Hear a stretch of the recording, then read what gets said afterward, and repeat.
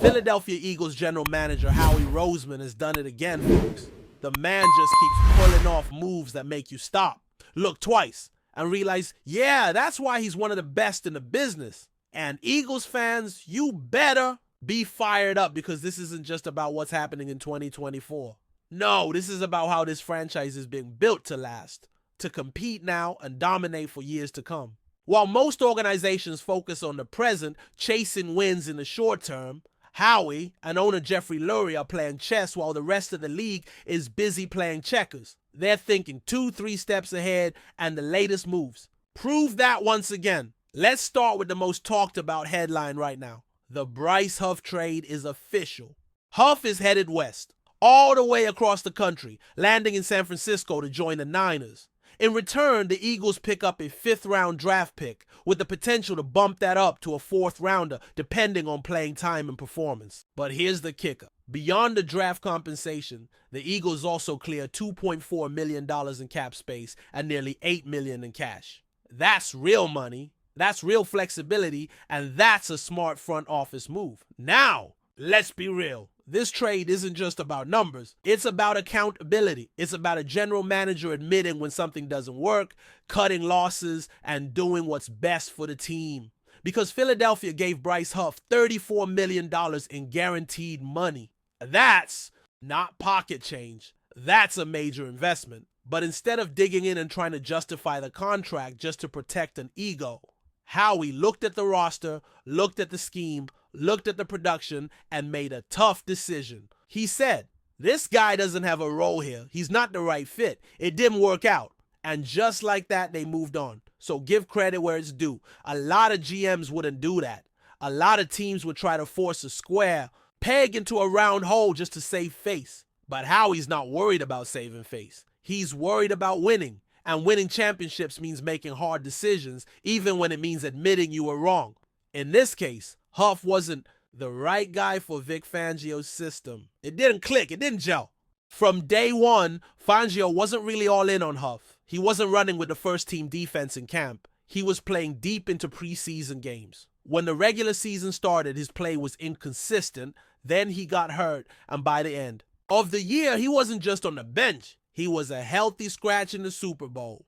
That tells you everything. Statistically, it just didn't add up. In 2023, Huff logged 2.5 sacks, 13 tackles, 3 tackles for loss, and 1 forced fumble. That's not exactly the production you want from a guy making that kind of money. Compare that to his rise in New York under Robert Saleh, where he had 10 sacks, 67 pressures, and looked like one of the best young edge rushers in the league. There, he played in a system that suited him. A wide 9 alignment, hands in the dirt, bursting off the line with pure speed. That's where he thrives. In Philly's 3-4 scheme, where outside linebackers are expected to stand up, read plays, and occasionally drop into coverage, Huff just didn't look comfortable. He's a downhill, go get the quarterback kind of guy. That's not a knock. That's just reality. And the front office didn't just sit still waiting for something to change. Way before the Huff trade even happened, the Eagles were already making moves to strengthen that position group. In free agency, they brought in guys like Azeez Ojulari and Josh Uche. In the draft, they used a pick on Antoine Palland, who's been one of the most productive defensive ends in college football over the past couple of seasons. And internally, they've got faith in the youth. Nolan Smith and Jalen Hunt are 2 guys the coaching staff really believes in. There's a clear plan in place, and Huff just didn't fit into it. Now, let's not be mistaken. Huff is still a good player. He's going to land in San Francisco, reunite with Saleh, and probably return to form in that defensive system. That 5th rounder could very well turn into a 4th rounder based on how much he plays. And honestly, if you're an Eagles fan, you should be rooting for that. Not just because of the pick, but because this league is all about players finding the right fit. Huff gave it a shot in Philly, but it wasn't the right environment. In San Francisco, he might take off again. And if that happens, everybody wins. Vic Fangio himself came out and said it. Huff wasn't the right scheme fit. And more than that, he pointed to that broken hand Huff was dealing with, basically playing half the season with one arm. That's tough for any player, but especially for a speed rusher who relies on leverage and explosion off the snap. in a 4-3 system where he can get into that three-point stance, 2 feet, one hand down, and explode off the line like a Ferrari.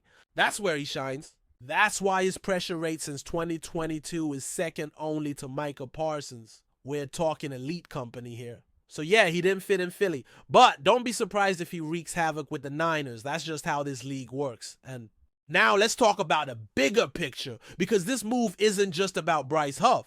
It's about what Howie Roseman is doing behind the scenes, stockpiling assets, building flexibility, creating a long-term vision. We're looking ahead to the 2026 NFL Draft, and what the Eagles have done there is nothing short of masterful. After selecting 10 players in the 2025 Draft, even though they started with only 8 picks, they've already amassed a war chest for 2026, and not just any picks. We're talking premium capital. They've got their own first rounder, their own second rounder, their own third, plus another third from the New York Jets. Then there's a projected compensatory third round pick due to Milton Williams cashing in with the Patriots. Add to that their own fourth, a potential fourth round compensatory pick for Josh Sweat's departure to Arizona, and now potentially another fourth if Huff plays enough in San Francisco. That's potentially 8 picks in the top 4 rounds alone. And it doesn't stop there. They've also got a 5th from Atlanta, a 5th from Houston, their own 5th, and possibly another 5th from a comp pick related to another offseason departure.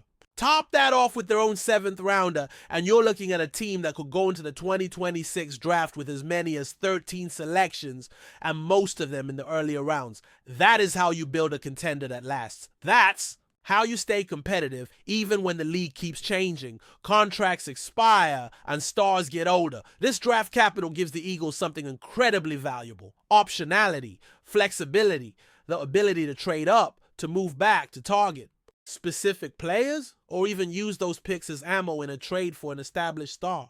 How we can afford to take some risks, target some high upside prospects, and not be paralyzed by fear of missing. When you have that many picks, you don't need to hit on every single one. You just need a few to become stars, a few to be reliable, depth, and the rest to push your roster to stay competitive from top to bottom. It's a philosophy that not every front office in the NFL understands, but Howie does, and Jeffrey Lurie backs it 100%. This is a franchise that knows injuries can derail a season in a snap. Roster depth isn't a luxury, it's a necessity. Aging veterans, cap space tightening, unexpected retirements. This league doesn't wait for anyone. And while other teams will be scrambling in 2 years to fill holes, the Eagles will already have options because they planned for it. They saw it coming, and they're ready. That's what separates the great front offices from the good ones. That's what makes Howie Roseman a cut above the rest. While other teams are thinking about who to draft, next spring he's already set the board for 2 years down the line. The Eagles don't just reload, they evolve. And that's how you stay at the top in the National Football League. And all of this, the strategic trades, the calculated draft stockpiling, the forward thinking, it all ties back to one foundational truth in the NFL. If you want to build a sustainable winner, you don't just live in the moment. You look ahead, you prepare, you anticipate the unpredictable. That's what the Eagles are doing, and it's exactly why they've been one of the most consistently competitive franchises of the last 2 decades. Since the early 2000s, few teams have managed to remain relevant for as long as Philadelphia. And it's not just about luck, or one magical draft class, or one big-time quarterback. It's about structure. It's about vision. It's about execution. And once again, Howie Roseman is showing the rest of the league how it's done. Before we continue, don't forget to subscribe to our channel and give this video a like. Your support helps us keep delivering the latest updates on our Philadelphia Eagles. And don't be shy, share your thoughts on the news in the comments below. In a stunning turn of events that has sent shockwaves throughout the NFL, rumors are swirling that the Philadelphia Eagles are on the verge of landing one of the league's brightest young stars, Cincinnati Bengals quarterback Joe Burrow. Wow. Nothing has been officially confirmed yet. Insiders close to the situation suggest that the Eagles are seriously exploring a blockbuster trade that would bring Burrow to Philadelphia, igniting a frenzy among fans and analysts alike. Joe Burrow, known for his poise under pressure, sharp accuracy, and leadership qualities, has rapidly emerged as one of the most promising quarterbacks in the league since being drafted first overall by the Bengals in 2020. His ascent to superstardom has revitalized Cincinnati's offense, and his deep connection with wide receiver Ja'Marr Chase has made the Bengals a formidable contender in recent seasons. The idea of the Eagles acquiring such a dynamic playmaker would mark a seismic shift in the NFL landscape. Philadelphia has been searching for a franchise quarterback to complement its explosive offensive weapons, and Burrow could be the missing piece to elevate the team to championship contention. The Eagles have shown ambition in recent years, investing heavily in their roster, but quarterback consistency has remained elusive. Bringing in a talent like Burrow could instantly transform the team's fortunes and alter the balance of power in the NFC. While the Bengals are unlikely to part ways with their star quarterback without receiving an extraordinary package in return, sources suggest that negotiations could be heating up behind the scenes. Philadelphia's front office may be willing to offer a combination of high draft picks and promising young players to make this deal happen. The implications of such a move extend far beyond just these two teams, potentially triggering a domino effect across the league as franchises scramble to adjust their strategies. Fans from both cities are already buzzing on social media, with Eagles supporters dreaming of a future led by Burrow's dynamic arm and Bengals fans debating the potential fallout of losing their franchise cornerstone.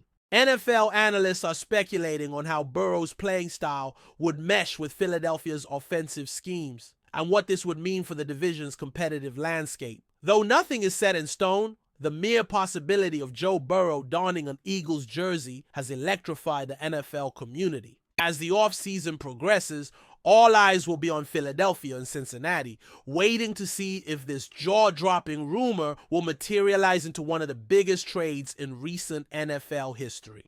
For now, the buzz continues to grow, and the NFL world watches with bated breath. That's it for this update. If you enjoyed the video and want to stay updated with exclusive news about our Philadelphia Eagles, be sure to subscribe to our channel and hit that like button. We can't wait to hear your thoughts in the comments. See you in the next video.